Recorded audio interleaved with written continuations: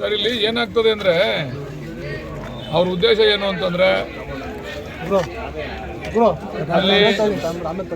ಅಲ್ಲಿ ಎರಡು ಪಕ್ಷದವರು ಸಭೆ ಸೇರಬೇಕು, ಹೊಡೆದಾಡಬೇಕು, ಯಾರಿಗಾರು ಒಬ್ರಿಗೆ ಹೆಚ್ಚು ಕಡಿಮೆ ಆಗಿ ಗೋಲಿಬಾರ್ ಆಗಬೇಕು. ಗೋಲಿಬಾರ್ ಆದಾಗ ಅದ್ರ ಮೇಲೆ ಅವ್ರು ರಾಜಕೀಯ ಬೆಳೆ ಬೇಯಿಸ್ಕೋಬೇಕು ಅಂತ. ಯಾಕಂದರೆ ಇವ್ರಿಗೆಲ್ಲ ಸ್ವಲ್ಪ ಈ ವಿಠಲ್ನಲ್ಲಿ ಗೋಲಿಬಾರು, ಬೇರೆ ಬೇರೆ ಕಡೆ ಗೋಲಿಬಾರ್ ಆಗಿ ಕುಣಗಲ್ ಗೋಲಿಬಾರು ಇವೆಲ್ಲ ಆಗ ಅವ್ರಿಗೆ ಅನುಭವ ಐತೆ. ಪಾದಯಾತ್ರೆ ಮಾಡಬೇಕು, ಡಿ ಕೆ ಶಿವಕುಮಾರ್ ಅವ್ರ ಮುಖಕ್ಕೆ ಮುಸಿ ಬೆಳಿಬೇಕು ಅಂತಕ್ಕಂಥ ಹುನ್ನಾರ ಮಾಡ್ತಾವ್ರೆ.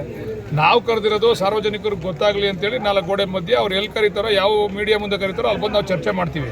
ಅವ್ರು ಬಂದ್ಬಿಟ್ಟು ಬೀದಿಲಿ ಕೂತ್ಕೊಂಡು ನಾನು ಈಗಾಗಲೇ ಗಲಾಟೆ ಆಗೈತೆ ಅಲ್ಲಿ ಇದ್ರಲ್ಲಿ ಬೈರ್ಮಂಗಲದಲ್ಲಿ ಇವತ್ತು ಕೂಡ ಗಲಾಟೆ ಮಾಡ್ಕೊಂಡವ್ರೆ. ಈಗ ನಾವು ಒಂದು ಬರೋದು, ಅವರೊಂದು 50, ನಮ್ಮಿಂದ ಒಂದು 50,000 ಜನ ಬರೋದು, ಅವ್ರು ಬರೋದು, ಅವರಿಂದ ಒಂದು 50,000 ಜನ ಬರೋದು, ಯಾವನೋ ಕಲ್ ತಗೊಂಡು ಯಾರಿಗೋ ಹೊಡೆಯೋದು, ಏನೋ ಹೆಚ್ಚು ಕಡಿಮೆ ಆಗೋದು, ಗೋಲಿಬಾರ್ ಆದರೆ ತೊಂದರೆ ಕೆಟ್ಟ ಸಾರ್ಗುತ್ತದೆ.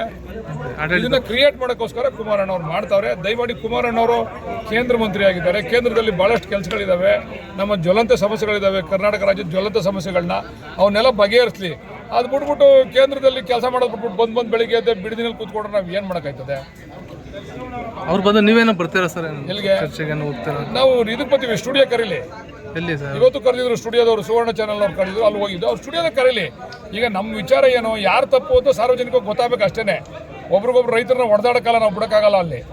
ಅದರಿಂದ ಅವ್ರು ಸ್ಟುಡಿಯೋ ಕರೆದ್ರೆ ನಾನು ಕೂಡ ಬರ್ತೀನಿ, ನಮ್ಮ ಲೀಡರ್ನ ಕರ್ಕೊಂಬರ್ತೀನಿ. ಈಗ ಪ್ರತಿಭಟನೆ ಇಂದು ಕೂಡ ಮುಂದುವರೆದಿದೆ ಸರ್, ಅವರು ಮಾಡ್ತಾವ್ರೆ. ನಮ್ಮವ್ರು ಬೇಕು ಅನ್ನೋರು ಪ್ರತಿಭಟನೆ, ನಮ್ಮ ಪರವಾಗಿರೋರು ಪ್ರತಿಭಟನೆ ಮಾಡ್ತಾವ್ರೆ. ಅವ್ರೇನು ಹೇಳ್ತಾವ್ರೆ ಅಂತಂದರೆ, ನಾವು ಸಾಕಾಗೋಗ್ಬಿಟ್ಟಿದ್ದೀವಿ, 25 ವರ್ಷದಿಂದ ಈ ರೆಡ್ ಝೋನ್ ಮಾಡಿ ತೊಂದರೆ ಅನುಭವಿಸ್ತಾ ಇದ್ದೀವಿ. ಕುಮಾರಸ್ವಾಮಿ ಅವರು ಅಥವಾ ಅವರ ಹಿಂಬಾಲಕರು ಯಾರಾದರೂ ಕೂಡ ನಮ್ಮ ಜಮೀನನ್ನ ಇವತ್ತು ಸರ್ಕಾರ ನಿಗದಿ ಮಾಡಿರೋ ದುಡ್ಡು ಕೊಟ್ಬಿಟ್ಟು, ಬೆಲೆ ಕೊಟ್ಬಿಟ್ಟು, ಆ ಮರ ಮಾಲ್ಕಿಗೆ ಏನು ಸರ್ಕಾರ ನಿಗದಿ ಮಾಡಿದೆ ಅದನ್ನು ಕೊಟ್ಬಿಟ್ರೆ ನಾವು ಅವ್ರಿಗೆ ಬರ್ಕೊಟ್ಬಿಡ್ತೀವಿ.